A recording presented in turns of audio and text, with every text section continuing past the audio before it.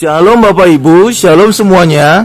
Saya berdoa kita semua dalam kondisi sehat dan tidak kekurangan sesuatu apapun. Khotbah video kali ini tentang hari kiamat. Selamat menyaksikan. Hari kiamat. Tuhan Yesus pun tidak mengetahui hari kiamat. Tentang hari dan saat itu tidak seorang pun yang tahu. Malaikat-malaikat di surga tidak, dan anak pun tidak, hanya Bapa sendiri. Matius 24 ayat 36. Walaupun demikian, tanda-tanda hari kiamat orang Kristen tahu, karena Tuhan Yesus yang memberitahu tanda-tandanya. Matius 24 ayat 14. Petrus menubuatkan bahwa pada akhir zaman akan terjadi pengejek-pengejek tentang kedatangan kedua Tuhan Yesus. Pada hari-hari zaman akhir akan tampil pengejek-pengejek dengan ejekan-ejekannya. Kata mereka, di manakah janji tentang kedatangannya itu? Sebab sejak bapak-bapak leluhur kita meninggal, segala sesuatu tetap seperti semula pada waktu dunia diciptakan. 2 Petrus 3 ayat 3 sampai dengan 4. Bahkan di antara mereka ada orang-orang Kristen. Paulus berkata, dalam sekejap mata pada waktu bunyi nafiri yang terakhir, sebab nafiri akan berbunyi dan orang-orang mati akan dibangkitkan dalam keadaan yang tidak dapat binasa, dan kita semua akan diubah. 1 Korintus 15 ayat 52. Ia yang memberi kesaksian tentang semuanya ini berfirman, ya, aku datang segera. Amin. Datanglah Tuhan Yesus. Wahyu 22 ayat 20. Banyak orang Kristen menafsirkan salah ayat ini. Tuhan Yesus segera datang. Karena itu banyak orang Kristen bingung. Sudah 2000 tahun Tuhan Yesus belum datang juga. Padahal maksud kedua ayat ini, saat Yesus datang, datangnya tiba-tiba. Saat pengangkatan orang Kristen terjadinya tiba-tiba, dan orang Kristen menghilang begitu saja. Bandingkan saat Roh Kudus datang ketika Pentakosta, datangnya tiba-tiba. Sejak Perjanjian Lama telah dinubuatkan tentang hari kiamat. Ketika Daniel sedang berdoa, malaikat Gabriel datang kepada Daniel di pembuangan Babel untuk menyampaikan firman dan visi. 70 kali 7 masa telah ditetapkan atas bangsamu dan atas kotamu yang kudus, untuk melenyapkan kefasikan, untuk mengakhiri dosa, untuk menghapuskan kesalahan, untuk mendatangkan keadilan yang kekal, untuk menggenapkan penglihatan dan nabi, dan untuk mengurapi yang maha kudus. Daniel 9 ayat 24. Jadi Yerusalem yang telah dihancurkan Babel akan dipulihkan dan dibangun kembali. Juga dinubuatkan kedatangan Tuhan Yesus sebagai Mesias dan kematian Tuhan Yesus. Dalam Alkitab bahasa Indonesia tidak begitu jelas dikatakan, tetapi dalam Alkitab New King James Version jelas disebut Mesias dan ditulis dalam huruf besar. Daniel 9 ayat 25 sampai dengan 26. Dinubuatkan juga tentang hari kiamat, akan ada peperangan dan pemusnahan. Raja saat itu yang mengacu kepada Antikris akan membuat perjanjian itu menjadi berat bagi banyak orang selama 1 kali 7 masa. Daniel 9 ayat 26 sampai dengan 27. Pada Alkitab dituliskan masa, sedangkan pada Alkitab di King James dituliskan minggu. Kita bisa anggap 1 masa sama dengan 1 tahun. Antikris akan membuat perjanjian itu menjadi berat, mengacu kepada masa kesengsaraan besar, tribulation, selama 7 tahun. Ada 3 pendapat. Pertama, orang Kristen tidak mengalami kesengsaraan. Yang kedua, orang Kristen mengalami 3,5 tahun kesengsaraan. Yang ketiga, orang Kristen mengalami 7 tahun kesengsaraan. Saya setuju pada pendapat pertama, yaitu orang Kristen tidak mengalami kesengsaraan, karena Tuhan Yesus telah menggantikan kita mengalami penderitaan atau via dolorosa yang berujung pada mati di salib. Firman Allah juga berkata bahwa orang Kristen di dalam Yesus dibebaskan dari hukuman. Roma 8 ayat 1. Karena segala dosa kita telah ditanggung oleh Yesus, dan Yesus telah menjalani hukuman dosa kita. Orang Kristen tidak mengalami kesengsaraan karena telah diangkat Tuhan Yesus di awan-awan permai sebelum Antikris datang dan sebelum terjadi masa kesengsaraan. Pengangkatan orang Kristen menjadi salah satu syarat kedatangan Antikris dan masa kehancuran. Firman Allah, secara rahasia kedurhakaan telah mulai bekerja, tetapi sekarang masih ada yang menahan. Kalau yang menahannya itu telah disingkirkan, pada waktu itulah si pendurhaka baru akan menyatakan dirinya. Tetapi Tuhan Yesus akan membunuhnya dengan nafas mulutnya dan akan memusnahkannya kalau ia datang kembali. 2 Tesalonika 2 ayat 7 sampai dengan 8. Jadi, antikris atau si pendurhaka tidak muncul karena ada orang Kristen. Bukan orang Kristen yang menahan, tetapi Roh Kudus yang di dalam orang Kristen yang menahannya. Dan Roh Kudus lebih besar dari roh-roh dunia. Tetapi setelah orang Kristen diangkat Tuhan Yesus, maka Roh Kudus ikut terangkat, karena kita adalah bait Roh Kudus. 1 Korintus 6 ayat 19. Saat itulah antikris akan muncul dan membuat kesengsaraan besar. Orang Israel akan mengalami kesengsaraan besar. Mereka mengalami 2 kali kesengsaraan besar. Pertama, pada tahun 70 saat Jenderal Titus menghancurkan Yerusalem dan bait Allah. Kedua, nanti pada akhir zaman saat segala bangsa di dunia mengepung dan ingin menghancurkan Israel. Pada masa Lot saja, penghancuran Sodom dan Gomora tidak bisa terjadi selama Lot dan keluarganya masih ada di sana. Apalagi sekarang ini, miliaran orang Kristen akan menghalangi antikris dan kehancuran. Orang Kristen harus diungsikan dahulu seperti Lot dan keluarganya. Orang Kristen harus diangkat dulu ke sorga. Tuhan Yesus hanya 1 kali berkorban untuk menanggung dosa banyak orang. Setelah itu, Yesus akan menyatakan dirinya 1 kali lagi tanpa menanggung dosa. Itulah saat pengangkatan. Saat itu, Yesus datang untuk menganugerahkan keselamatan. Yesus menyatakan dirinya kepada orang Kristen saja, bukan kepada orang Israel. Pengangkatan untuk membebaskan orang Kristen dari antikris dan dari tribulation atau kesengsaraan besar. Firman Allah, sesudah itu kita yang hidup yang masih tinggal akan diangkat bersama-sama dengan mereka dalam awan menyongsong Tuhan di angkasa.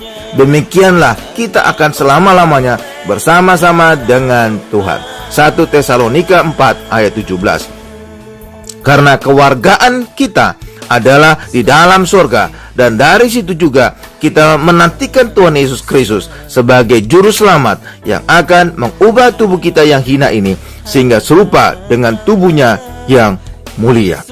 Filipi 3 ayat 20 sampai dengan 21. Ketika orang Kristen diangkat ke surga, ada 2 hal yang akan terjadi.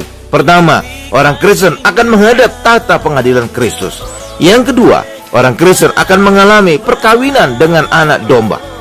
Orang Kristen sebagai mempelai wanita Yesus. Pertama, orang Kristen akan menghadap tahta pengadilan Kristus. Firman Allah, karena kami tahu bahwa jika kemah tempat kediaman kita di bumi ini dibongkar, Allah telah menyediakan suatu tempat kediaman di surga bagi kita. Suatu tempat kediaman yang kekal, yang tidak dibuat oleh tangan manusia. Sebab kita semua harus menghadap tahta pengadilan Kristus, supaya setiap orang memperoleh apa yang patut diterimanya sesuai dengan yang dilakukannya dalam hidupnya ini, baik ataupun jahat. 2 Korintus 5 ayat 1 dan 10. Ayat ini menubuatkan bahwa ketika kemah tempat kediaman kita di bumi dibongkar atau kita diangkat ke surga mengenakan tubuh kemuliaan, maka kita akan menghadap tahta pengadilan Kristus. Pengadilan ini bukan untuk menentukan kita masuk surga atau neraka, tetapi menentukan mahkota dan berkat apa yang akan kita terima dari Tuhan. Bukti, pada pengadilan ini tidak ada disebut akan dilempar ke lautan api atau neraka. Dalam bahasa Yunani, pengadilan Kristus ini ditulis dengan kata bema, yaitu tempat sang juara dalam olimpiade menerima piala. Pada bema, raja atau pimpinan kota memberikan mahkota atau Stefanos dalam bahasa Yunani kepada para pemenang berupa mahkota rangkaian daun zaitun. Kita orang Kristen adalah lebih dari pemenang, bukan karena kita sudah menang, tetapi karena kita ada di dalam Tuhan Yesus yang telah memenangkan segala sesuatu. Orang Kristen semua ada di dalam Kristus, maka semua kita akan beroleh hadiah. Yang membedakan adalah besarnya dan banyaknya hadiah yang akan kita terima. Ini ditentukan oleh level kita. Jika level kita ruang Maha Kudus, maka kita beroleh mahkota dan hadiah yang paling banyak. Jika level ruang kudus, kita mendapatkan mahkota dan hadiah yang lebih sedikit. Tetapi jika level kita halaman, maka kita akan beroleh mahkota dan hadiah yang paling sedikit. Yang kedua, orang Kristen akan mengalami perkawinan dengan Tuhan Yesus, anak domba Allah. Orang Kristen adalah mempelai-mempelai Kristus. Kita kelak sebagai mempelai akan duduk di kanan tata Allah bersama-sama dengan Tuhan Yesus. Bahkan saat kedatangan Tuhan Yesus yang kedua, kita akan ikut turun ke bumi sebagai orang-orang kudus yang mendampingi Tuhan Yesus dan memerintah di bumi sebagai imam-imam dan raja-raja bagi Allah di bumi selama 1000 tahun. Itulah hari ke-7 bagi Allah. Tuhan Yesus telah bicara tentang pengangkatan kepada murid-muridnya. Yohanes 14 ayat 2 sampai dengan 3. Yesus naik ke surga untuk menyediakan tempat bagi kita. Setelah tempat tersedia, Yesus akan datang kembali dan membawa kita ke tempat Yesus berada di surga. Tempat yang disediakan bukan tempat sembarangan, tetapi rumah-rumah besar atau mansion dalam versi bahasa Inggris King James Version. Apa yang Yesus lakukan ini adalah tradisi orang Yahudi. Mempelai pria akan menyediakan rumah bagi mempelai wanita. Setelah rumah jadi, mempelai pria akan menjemput mempelai wanita pada waktu yang tidak terduga. Banyak pendeta berkhotbah bahwa hanya sebagian saja orang Kristen yang diangkat. Ini mengacu kepada kisah 5 gadis bijaksana dan 5 gadis bodoh. Matius 5 ayat 1 sampai dengan 4. Gadis bijaksana punya minyak, gambaran punya urapan Roh Kudus karena percaya Yesus, dan ini adalah orang Kristen. Gadis bodoh tidak punya minyak, gambaran tidak punya urapan Roh Kudus karena tidak percaya kepada Yesus, dan ini adalah orang Israel. Sebenarnya Matius pasal 24 dan 25 ditujukan kepada orang Israel, bukan kepada orang Kristen. Orang Israel sebagian diangkat, sebagian ditinggal karena mereka mayoritas tidak percaya kepada Tuhan Yesus. Semua orang Kristen diangkat berdasarkan perkataan Tuhan Yesus. Orang yang percaya kepada Yesus tidak binasa, melainkan beroleh hidup yang kekal di surga. Yohanes 3 ayat 16. Tetapi nanti di surga, orang Kristen akan dibagi atas 3 tingkatan. Tingkat ruang Maha Kudus, tingkat ruang kudus, dan tingkat halaman. Mengacu kepada pembangunan Bait Allah Musa pada Keluaran pasal 25 sampai 27, kita tahu dimensi halaman, ruang kudus, dan ruang Maha Kudus. Ini gambaran besarnya orang Kristen, karena kita adalah Bait Allah juga. 1 Korintus 3 ayat 16. Mayoritas orang Kristen adalah tingkat halaman 94,6%, sedangkan tingkat ruang kudus 3,6%, ruang Maha Kudus 1,8%. Orang Kristen halaman adalah yang mengandalkan perbuatan baiknya. Orang Kristen ruang kudus yang menjaga hidupnya kudus, tetapi mereka mencampur anugerah dan perbuatan baik mereka. Orang Kristen ruang Maha Kudus adalah yang mengandalkan 100% kepada anugerah Yesus. Tidak semua orang Kristen memerintah selama 1000 tahun bersama-sama dengan Tuhan Yesus, tetapi 1,8% orang Kristen saja yang duduk di tata di ruang Maha Kudus bersama Tuhan Yesus dan yang telah menjadi mempelai Tuhan Yesus. Orang Kristen yang lain dan juga orang-orang Israel yang akan diperintah. Peristiwa pengangkatan bukanlah hal yang baru. Henokh diangkat Allah ke surga supaya tidak mengalami dan melihat kematian air bah. Elia diangkat ke surga agar pelayanannya dilanjutkan oleh Elisa. Yohanes diangkat ke surga untuk memberi kesaksian tentang surga dan hari kiamat. Orang Kristen akan diangkat ke surga agar terhindar dari antikris dan kesengsaraan besar, juga agar mengalami pengadilan Kristus dan perkawinan dengan Yesus. Orang Kristen yang hidup dalam anugerah mengerti bahwa Tuhan Yesus adalah gembala yang baik, yang menjamin kita tidak kekurangan dan selamat, sehingga mengerti juga bahwa pengangkatan untuk membebaskan orang Kristen dari antikris dan tribulation atau kesusahan besar. Sedangkan orang Kristen yang hidup dalam hukum Taurat tidak mengerti, karena segala sesuatu dikaitkan dengan perbuatan mereka. Akibatnya mereka berkata, orang Kristen harus turut menderita dan mengalami tribulation karena kegagalan mereka melakukan hukum Taurat. Hukum Taurat menutup pikiran banyak orang Kristen bahwa Tuhan Yesus telah menggenapi hukum Taurat di atas kayu salib. Roma 10 ayat 4. Pengangkatan dan kedatangan Tuhan Yesus yang kedua adalah dua peristiwa yang berbeda dan dengan maksud yang berbeda. Pengangkatan adalah ketika Tuhan Yesus datang di awan-awan permai untuk menyelamatkan orang Kristen dari antikris dan kesengsaraan besar. Sedangkan kedatangan Tuhan Yesus yang kedua adalah untuk menyelamatkan orang Israel dari pengepungan dan penghancuran dari banyak bangsa di dunia. Yesus datang dengan menjejakkan kakinya di Bukit Zaitun. Kedua peristiwa ini dipisahkan oleh waktu selama 7 tahun. Banyak orang Kristen bingung dengan mencampur kedua peristiwa ini. Seperti juga orang Israel bingung Mesias datang 2 kali. Kedatangan pertama, Mesias datang untuk menderita dan mati karena menanggung dosa dan hukum atas dosa. Ini dinubuatkan oleh Yesaya. Yesaya 53 ayat 4 sampai dengan 5. Pada kedatangan kedua, Mesias datang untuk memerintah Israel dengan kekuatan dan kemegahan Tuhan. Mika 5 ayat 1 dan 3. Dua keadaan Mesias yang berbeda ini membuat orang Israel berpikir ada 2 Mesias. Padahal ada 1 Mesias dengan 2 kali kedatangan. Juga orang Israel sampai sekarang masih berdoa di tembok ratapan di Yerusalem untuk meminta Mesias. Kedatangan Tuhan Yesus yang kedua harus sesuai dengan nubuatan malaikat ketika Tuhan Yesus naik ke surga. Hai orang-orang Galilea, mengapakah kamu berdiri melihat ke langit? Yesus ini yang terangkat ke surga meninggalkan kamu akan datang kembali dengan cara yang sama seperti kamu melihat dia naik ke surga. Kisah Rasul 1 ayat 11. Yesus naik di Bukit Zaitun, maka Yesus akan datang kembali di Bukit Zaitun. Yesus naik dilihat oleh orang-orang Galilea, maka akan datang kembali dilihat oleh orang-orang Galilea. Itulah sebabnya mengapa Tuhan Yesus mengembalikan orang-orang Israel yang telah terdiaspora ke seluruh dunia kembali ke tanah perjanjian menjelang kedatangannya kedua. Zakaria telah menubuatkan maksud kedatangan Tuhan Yesus yang kedua kali untuk menyelamatkan orang Israel, dan Tuhan turun di Bukit Zaitun. Aku akan mengumpulkan segala bangsa untuk memerangi Yerusalem. Kota itu akan direbut, rumah-rumah akan dirampoki, dan perempuan-perempuan akan ditiduri. Setengah dari penduduk kota itu harus pergi ke dalam pembuangan, tetapi selebihnya dari bangsa itu tidak akan dilenyapkan dari kota itu. Kemudian Tuhan akan maju berperang melawan bangsa-bangsa itu seperti ia berperang pada hari pertempuran.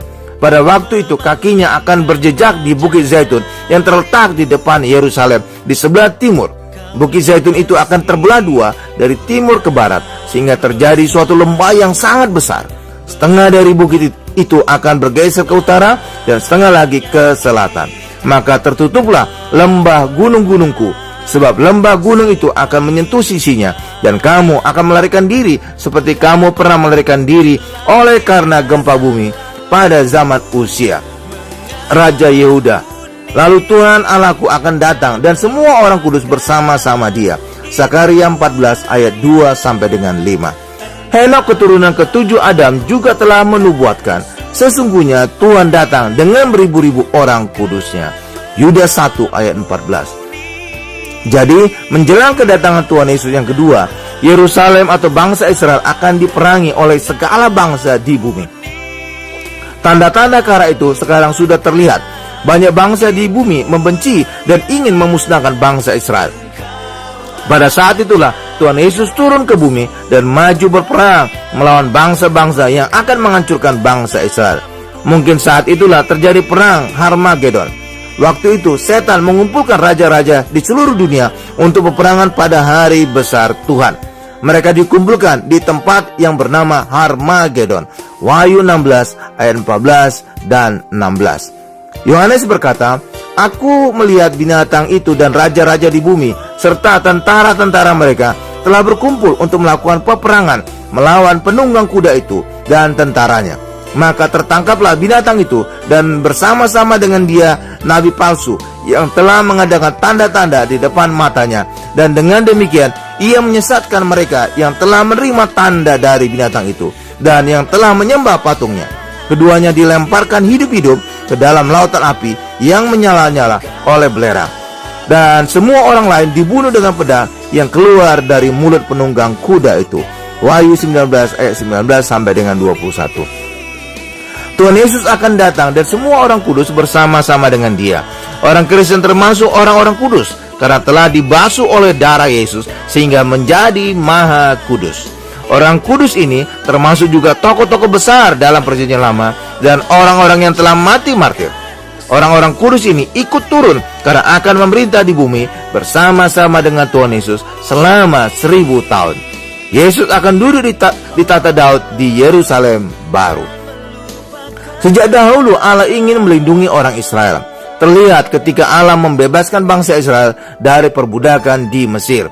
Juga ketika bangsa Israel berjalan di padang gurun selama 40 tahun.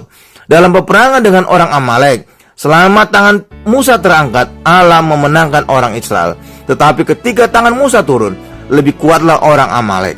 Maka Harun dan Hur harus menopang tangan Musa. Keluaran 17 ayat 11 sampai dengan 12. Ketika Tuhan Yesus turun ke dunia, Tuhan Yesus juga ingin melindungi orang Israel, tetapi ditolak.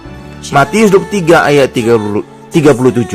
Akibat penolakan bangsa Israel ini, tahun 70 orang Romawi menghancurkan Yerusalem dan Bait Allah, dan orang Israel terdiaspora ke seluruh dunia.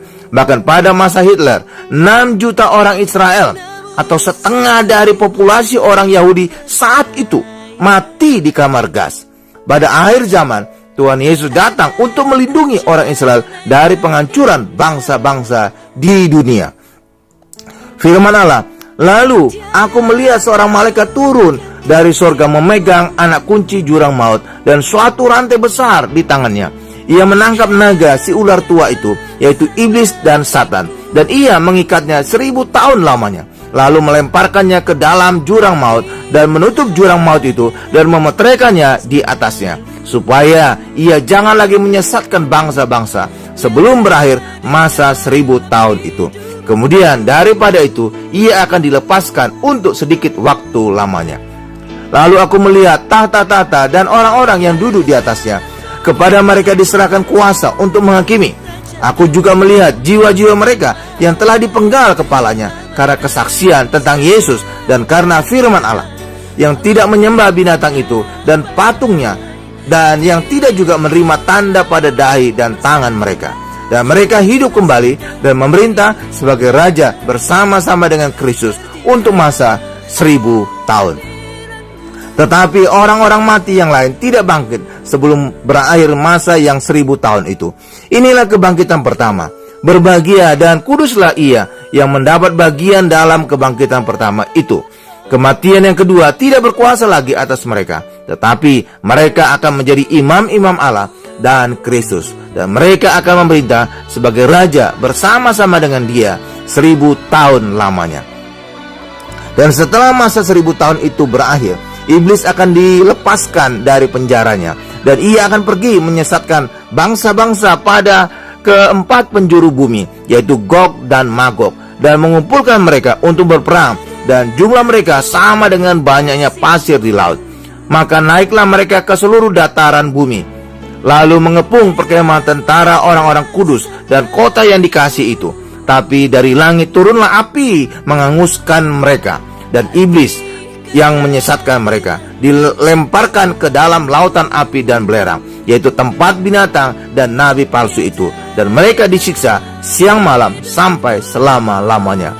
Wahyu 20 ayat 1 sampai dengan 10. Setelah peperangan ini, Allah menghancurkan langit dan bumi yang dinyatakan oleh meterai ke-6 dan ke-7. Tuhan Yesus menubuatkan, segera sesudah siksaan pada masa itu, matahari akan menjadi gelap dan bulan tidak bercahaya, dan bintang-bintang akan berjatuhan dari langit, dan kuasa-kuasa langit akan goncang. Matius 24 ayat 29.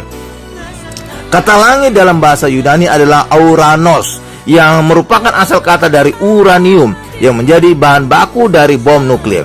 Pada akhir zaman, bom nuklir digunakan, tetapi saat kehancuran dunia terjadi, Tuhan Yesus datang dengan segala kuasa dan kemuliaannya bersama-sama dengan orang-orang kudusnya.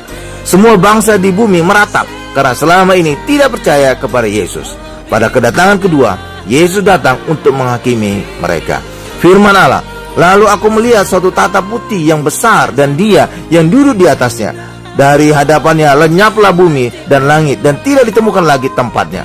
Dan aku melihat orang-orang mati, besar dan kecil, berdiri di depan tahta itu. Lalu dibuka semua kitab, dan dibuka juga sebuah kitab lain, yaitu kitab kehidupan. Dan orang-orang mati dihakimi menurut perbuatan mereka, berdasarkan apa yang ada tertulis di dalam kitab-kitab itu. Maka laut menyerahkan orang-orang mati yang ada di dalamnya, dan maut dan kerajaan maut menyerahkan orang-orang mati yang ada di dalamnya, dan mereka dihakimi masing-masing menurut perbuatannya. Wahyu 20 ayat 11 sampai dengan 13. Penghakiman pada tahta putih ini tidak berlaku bagi orang Kristen, karena telah berada di tahta bersama-sama dengan Tuhan Yesus pada saat pengangkatan. Penghakiman ini sesuai dengan nubuat Tuhan Yesus pada Matius 25 yang memisahkan kambing dan domba, dan dihakimi berdasarkan perbuatan-perbuatan mereka. Orang Kristen tidak lagi dihakimi, karena telah digantikan oleh Tuhan Yesus yang telah dihakimi dengan mati di atas kayu salib. Firman Allah, apabila anak manusia datang dalam kemuliaannya dan semua malaikat bersama-sama dengan dia, maka ia akan bersemayam di atas tahta kemuliaannya. Lalu semua bangsa akan dikumpulkan di hadapannya, dan ia akan memisahkan mereka seorang daripada seorang, sama seperti gembala memisahkan domba dari kambing. Dan ia akan menempatkan domba-domba di sebelah kanannya dan kambing-kambing di sebelah kirinya. Dan raja itu akan berkata kepada mereka yang di sebelah kanannya, mari, hai kamu yang diberkati oleh Bapakku, terimalah kerajaan yang telah disediakan bagimu sejak dunia dijadikan. Matius 25 ayat 31 sampai dengan 34. Yohanes berkata, lalu aku melihat langit yang baru dan bumi yang baru, sebab langit yang pertama dan bumi yang pertama telah berlalu, dan laut pun tidak ada lagi. Dan aku melihat kota yang kudus, Yerusalem yang baru, turun dari sorga, dari Allah, yang berhias bagaikan pengantin perempuan yang berdandan untuk suaminya. Lalu aku mendengar suara yang nyaring dari tahta itu berkata, lihatlah, kemah Allah ada di tengah-tengah manusia, dan ia akan diam bersama-sama dengan mereka. Mereka akan menjadi umatnya, dan ia akan menjadi Allah mereka. Dan ia akan menghapus segala air mata dari mata mereka, dan maut tidak akan ada lagi. Tidak akan ada lagi perkabungan, atau ratap tangis, atau duka cita, sebab segala sesuatu yang lama itu telah berlalu. Wahyu 21 ayat 1 sampai dengan 4. Kemah Allah atau bait Allah ini adalah Tuhan Yesus. Siapa pengantin perempuan dari Tuhan Yesus? Yohanes berkata, maka datanglah seorang dari ketujuh malaikat yang memegang ketujuh cawan yang penuh dengan ketujuh malapetaka terakhir itu. Lalu ia berkata kepadaku, katanya, marilah ke sini, aku akan menunjukkan kepadamu pengantin perempuan mempelai anak domba. Lalu di dalam roh ia membawa aku ke atas sebuah gunung yang besar lagi tinggi, dan ia menunjukkan kepadaku kota yang kudus, itu Yerusalem, turun dari surga, dari Allah. Kota itu penuh dengan kemuliaan Allah, dan cahayanya sama seperti permata yang paling indah, bagaikan permata yaspis, jernih seperti kristal. Dan temboknya besar lagi tinggi, dan pintu gerbangnya 12 buah. Dan di atas pintu-pintu gerbang itu ada 12 malaikat, dan di atasnya tertulis nama ke-12 suku Israel. Di sebelah timur terdapat 3 pintu gerbang, dan di sebelah utara 3 pintu gerbang, dan di sebelah selatan 3 pintu gerbang, dan di sebelah barat 3 pintu gerbang. Dan tembok kota itu mempunyai 12 batu dasar, dan di atasnya tertulis 12 nama 12 rasul anak domba itu. Tetapi tidak akan masuk ke dalamnya sesuatu yang najis, atau orang yang melakukan kekejian atau dusta, tetapi hanya mereka yang namanya tertulis di dalam kitab kehidupan anak domba itu. Wahyu 21 ayat 9 sampai dengan 14 dan ayat 27. Seorang malaikat mau menunjukkan kepada Yohanes pengantin perempuan dari Tuhan Yesus. Ternyata yang ditunjukkan adalah kota yang kudus, Yerusalem baru yang turun dari surga. Ini berarti Yerusalem baru adalah gambaran dari pengantin perempuan Yesus. Kota itu punya 12 pintu gerbang, 3 gerbang di timur, 3 gerbang di utara, 3 gerbang di selatan, dan 3 gerbang di barat. Ini gambaran perkemahan orang Israel di padang gurun. Di sebelah timur perkemahan 3 suku, yaitu suku Yehuda, Isakar, dan Zebulon. Di sebelah selatan perkemahan 3 suku, yaitu suku Ruben, Simeon, dan Gad. Di sebelah barat perkemahan 3 suku, yaitu Efraim, Manase, dan Benjamin. Efraim dan Manase sebenarnya dari suku Yusuf yang mendapat 2 porsi. 1 porsi didapat dari suku Lewi yang dikhususkan Allah untuk mengurus bait Allah. Di sebelah utara perkemahan 3 suku, yaitu Dan, Asher, dan Naftali. Tembok kota mempunyai 12 batu dasar yang tertulis nama 12 rasul. Ini menunjukkan 12 rasul menjadi hakim bagi 12 suku Israel. Orang Kristen di mana? Firman Allah berkata bahwa kita adalah imamat yang rajani. 1 Petrus 2 ayat 9. Berarti posisi kita sama dengan perkemahan orang Lewi di sekeliling bait Allah. Perkemahan Musa dan Harun serta anak-anaknya ada di sebelah timur bait Allah. Sebelah selatan perkemahan kaum Kehat, sebelah barat perkemahan kaum Gerson, sedangkan sebelah utara perkemahan kaum Merari. Apakah perkemahan 3 kaum dari suku Lewi ini gambaran dari 3 level dari orang Kristen? Level ruang kudus dan halaman. Juga apakah orang Kristen saja yang menjadi mempelai Kristus, tidak termasuk orang Israel?